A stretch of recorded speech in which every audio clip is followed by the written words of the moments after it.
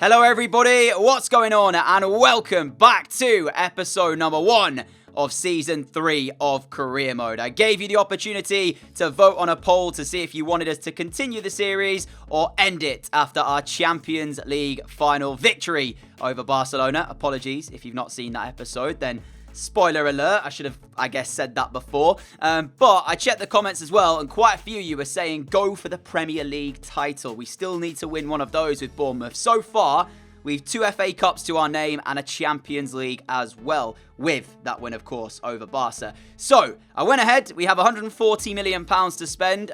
We signed 2 big name players today and let go of quite a few as well. I had to be ruthless and essentially get rid of players who maybe would have still done a job for us this year. But if we want to go for the Premier League, we need to add that little bit more quality to the side to make sure that we can really get and push on to try and win the title. We've been close in the previous 2 years, a matter of points really. And hopefully the 2 players that we brought in can add that extra bit of quality. There's still room as well for us to bring 1 or 2 more extra players into the team. One thing I did want to do though, if we were going to go for the Premier League this season, was to add sliders. So at the beginning of the season, what I'll do is I'll play around with some different slider settings. You saw the ones I've got set for the first game in the Community Shield that you'll see against Manchester City. I then changed them slightly for our Premier League start as well. So for the first sort of couple of episodes in this new season, we will just be trying to experiment with slider settings to make it as, difficult as we can, but also as entertaining as we can. You know, I don't want to make the sliders so hard that we're just not getting any chances and the games aren't interesting. But equally, I want to make it a bit more of a challenge because, as we saw with the Champions League, we ran that and we were just so good. So fingers crossed, we get the slider settings down pretty quickly and we can have an entertaining and difficult year. But hopefully win the Premier League at the end of it. So I took a look round at potential new signings for us to bring in to help us here at Bournemouth in our quest for that Premier League trophy. And one of those signings I really wanted was to bring in a new centre-back. Lenglet was who I looked at. And in the end, it turned out that he just joined Arsenal, so he was not available. I ended up trying to go as well for Victor Lindelof, but in the end, they wanted way too much money. So, yeah, I'm still maybe in the market for one centre-back and possibly a goalkeeper to add to the players who've already come in today, who you're going to be seeing. One of those right here, Lautaro Martinez.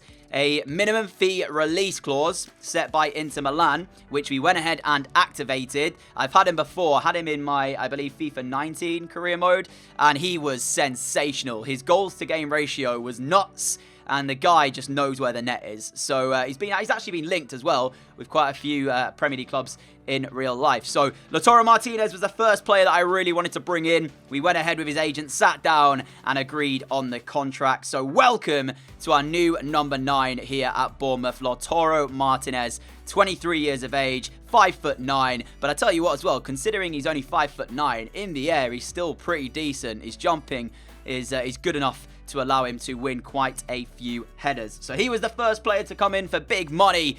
And the second one was this man, Giovanni Lo Celso. He was one of the players that I was quite surprised to still see at the club that he starts at. Because if you remember, he's actually on loan at Spurs with a view to make that permanent.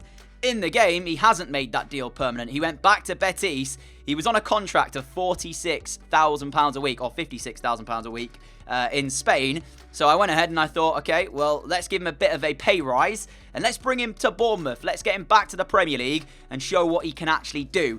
£65 million, a lot of money, but we had it to spend, and he will now partner one of Lewis Cook or Calvin Phillips in that central midfield area. I feel like for the start, it's probably going to be Calvin Phillips because Phillips allows the more creative player alongside him to make things happen, like Giovanni Lo Celso, like Lewis Cook last season. So Lo Celso eventually agreed on a contract just shy of £100,000 a week, 99,000 is what he is going to be on here at Bournemouth. So we've got a new number 9, a new number 8, and things are looking very promising as well. In terms of the outgoings, I'll show you a full list of those towards the back end of today's episode, so make sure you stay tuned for that, and we can take a longer look and go through them in a bit more detail later on. But then it was time to start with the new season, the Community Shield. Essentially, just a hyped friendly in my opinion. I don't really rate it. I've never been too fussed about the Community Shield.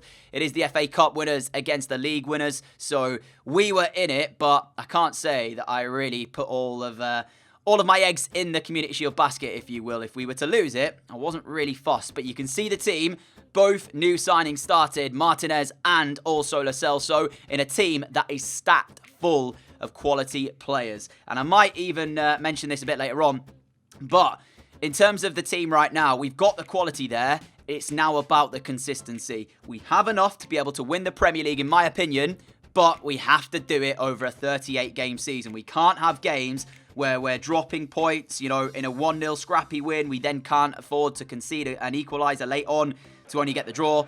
Our consistency's got to be there. We've got enough in this team, I feel like. So this game against City with the new slider settings was really just to test it and see how we were going to get on. And from the first whistle, we actually had a couple of chances. 5th minute and then the 7th minute when Bellerin found Maddison towards Anderson. Look at this by Felipe Anderson. He is one of the players to watch this season for me. We saw him be sensational in the FA Cup final. We know how good he is, and this year he could really make his mark on the Premier League. Fraser was so good on the other side. If we get these two firing and Martinez, that could be enough for us to try and go all the way. But City, with the new slider settings, first shot, pretty much first goal, although it fell to a player who would have done that anyway. Kevin De Bruyne, we know just what he brings to the table, and as he captains the City side, he rifled them back in on level terms. So 1-1 after a very quick start to the game for both teams, and I was thinking that these are the slider settings maybe that we should keep, but then we started to dominate the game. I don't know what it was. Anderson was just finding so much time on this right-hand side. He dragged back the ball before shooting to be denied by the keeper, and then in the second half, Anderson picks it up, lays it through to Martinez, and as if he couldn't have started his time here at Bournemouth any better, he gets himself a debut goal. With 25 minutes to play, Bournemouth 2, Manchester City 1. It was quality as well when he cut back inside with a little chop before finding the finish. And a shout out as well to Anderson for the assist too, because a lot of the work goes unnoticed of quite a few players in this Bournemouth team, and that was really, really good from Felipe Anderson to lay him through. So Pep, very frustrated to be behind, and I can imagine he was more annoyed when it went to 3-1. Lo Celso picks it up, lays it through to Maddison. Have a look at this from James Maddison. Cheeky as you like. Entices the goalkeeper to come out and meet him, which he does, and then once the keeper goes to ground, chips it over the top of him, and that was 3-1 Bournemouth. Quality goal. Feel like I'm saying quality a lot today, but that is because we have got it. So yeah, it's good stuff by Maddison, and that would be it. 3-1 the final score. I called it the overhyped friendly. Well, we've won the overhyped friendly, so we'll watch us lift the trophy, but we're not going to throw any music over it or anything like that because we're not that bothered about the Community Shield. It's not on the highest of our priorities this year. But Ake, he gets to lift something else, so he's having quite the little trophy haul as of late, is Nathan Ake. And at one point, we even considered letting him go. I don't think I'd ever let him go now because of how good he has been last year and will continue to be this season. So I don't know what was going through my mind when I thought about letting Nathan Ake go. So after that game, I took another look at the sliders. I lowered the goalkeeper ability down ever so slightly to 65 from 70, and then went in and added run frequency on the CPU side to make them make more runs. I also got rid of the pass speed. I had that at 60 back down to 50, but lowered the error in return. So fingers crossed that will make them make more runs to then allow them to have a couple more opportunities to get in behind us. That's the plan there. But as I said, it's just experimenting at the moment and trying to find out what we want to use. I've taken a look at quite a few of the other YouTubers to see what their sliders are saying, and quite a few of them are doing similar ones to what the ones that I've got going on. So yeah, but I guess it's trying to find the balance that works for me, right? You know, we're all different in terms of skill levels. So it's some that might work better for others may not work as good for me because it might be too hard, it might be too easy. So I've just got to kind of find my slider settings. But we made our Premier League debut, not our debut, we made our Premier League start, I should say. And the man who made his Premier League debut got himself a Premier League goal. Lautaro Martinez, 2-in-2, and this is the start he would have hoped for. One thing you never want to see happening when you buy a big name player, especially a striker, is that they don't score in their first few games, because that can add pressure. He's done it, however, we then went on to concede. Danny Welbeck, near post header, 1-1.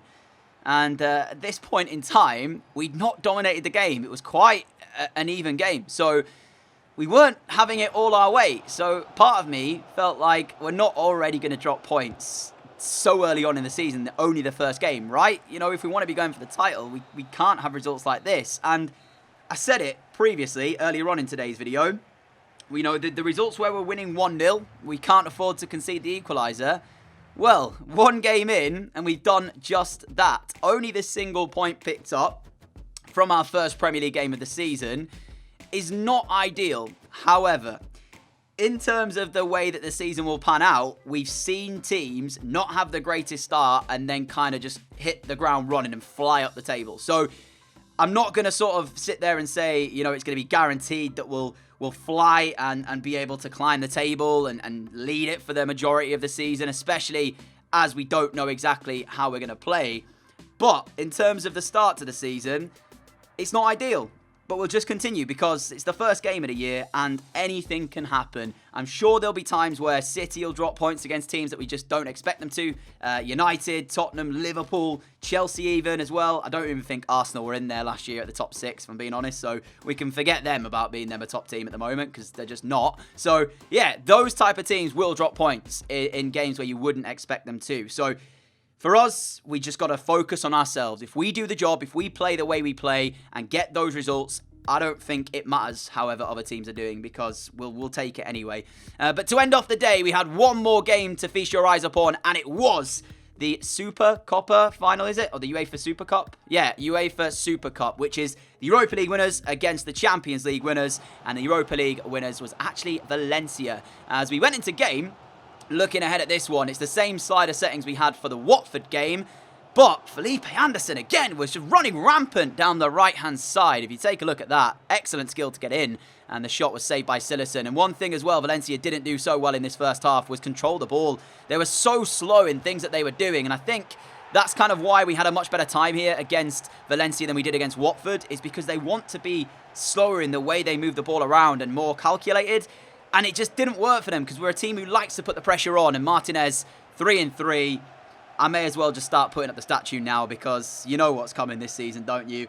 He's one of my most prolific strikers I've ever had in a career mode. And I'm sure he'll probably do it again this year. As into the second half, again, Anderson, I'm running out of superlatives to talk about him with, but he drives the ball across. Unfortunately, nobody was there for us to find the second goal. Maddison then does, in fact, find us the second. 2 fake shots before driving it across to Felipe Anderson, and it was 2-0 with 20 minutes to go. But that's what I'm talking about. Watford, we struggled. It was an even game. The exact same settings for this one against Valencia, we dominated. So maybe we just weren't at the races for that Watford game. But anyways, 2-0 the final score. A trophy that I actually didn't realise we'd be playing in until I saw it.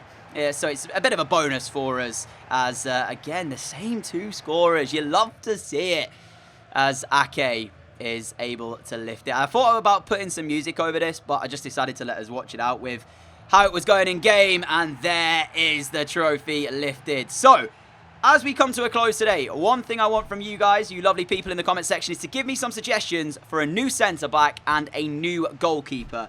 I did take a look through, and Laporte, sorry, the suggestion of, who was it? Lenglet, that's it. The suggestion of Lenglet was one of your suggestions. Now, as I showed you, he's already gone to Arsenal. So if you've got any suggestions for a goalkeeper and a centre-back, leave them in the comments below.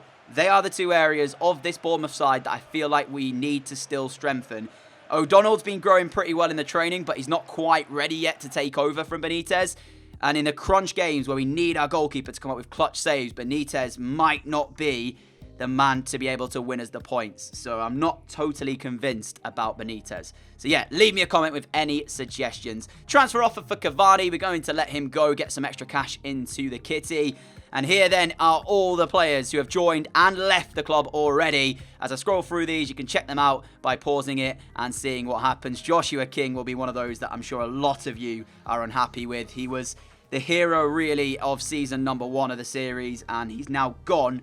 But that's to make way for our new number 9, really, isn't it? So Yeah, a massive thank you for watching this episode. If you have enjoyed it, a like would be greatly appreciated. A massive thank you as well for all of your support on the channel as of late. If you are new around here and like what you see, hit that subscribe button down below to follow me. And if you want to never miss an upload, make sure you have the notification bell switched on as well. Until next time, have a great day, have a great evening, and I will catch you all again with another episode of Career Mode very soon.